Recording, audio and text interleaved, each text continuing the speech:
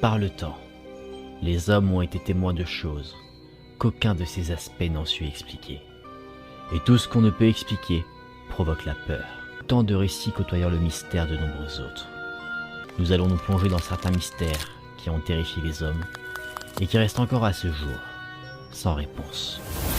Vous pensiez peut-être tout connaître de notre monde, mais plus on creuse dans les profondeurs de ces récits, plus on se rend compte à quel point notre planète nous est inconnue.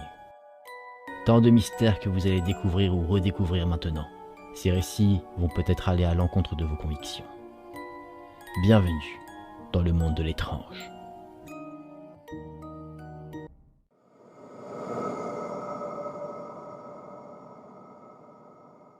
Augustin le Sage est né le 9 août 1876. Il est l'une des figures majeures de l'art brut. Bien que les débuts de sa vie ne prédisposaient en rien à son talent dans l'art, là où il a marqué son domaine de par son nom, c'est parce qu'il avait mêlé peinture et spiritisme. Venant d'une famille où on était mineur de père en fils, Augustin a repris le métier de son père dès la fin de ses études à l'école primaire. Il a épousé une fille de mineur, il n'avait jamais manifesté de disposition pour le dessin, et le seul lien qu'il avait avec l'art était une visite au Palais des Beaux-Arts de Lille pendant qu'il effectuait son service militaire.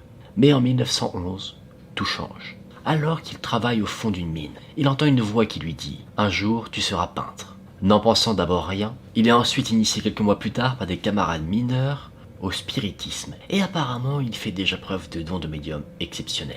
En contact avec des esprits, Augustin le Sage prétend que ces derniers lui demandent de dessiner, puis de peindre. Voici ce qu'un des esprits lui a dicté. Aujourd'hui, il n'est plus question de dessin mais de peinture. Sois sans crainte et suis bien nos conseils. Oui, un jour tu seras peintre et tes peintures seront soumises à la science. Tu trouveras cela ridicule dans les débuts. C'est nous qui tracerons par ta main. Ne cherche pas à comprendre. Surtout, suis bien nos conseils. Tout d'abord, nous allons te donner par l'écriture le nom des pinceaux et des couleurs que tu iras chercher chez Monsieur Pourri Chalilier. Tu iras chercher là. Et tu trouveras tout ce qu'il te faudra. La première peinture d'Augustin le Sage est un très grand tableau carré. Il aborde cette toile en miniaturiste, sans se soucier de ce qui va suivre. Il ne cherche pas à réaliser quelque chose en particulier. Ce qu'il fait, c'est qu'il laisse sa main guider par ce qu'il considère comme des esprits. C'est au bout d'un an de travail assidu qu'il termine sa toile.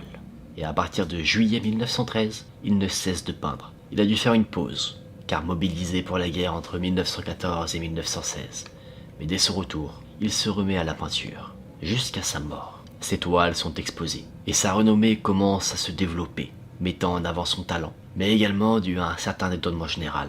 Comment un homme, un culte, sans hérédité artistique, qui était un simple mineur, issu d'une famille de mineurs, ait réussi à arriver à cette forme d'art? Les théories vont bon train sur ce qui anime le talent d'Augustin le Sage. Est-ce que les esprits de peintres célèbres se servent de lui pour continuer à exprimer leur art? Ou alors est-ce juste un homme qui a des prédispositions en dessin et qui savait que, issu d'une famille de mineurs, personne ne ferait attention à son art et a voulu essayer de se faire un nom en ajoutant une touche de paranormal à ses œuvres?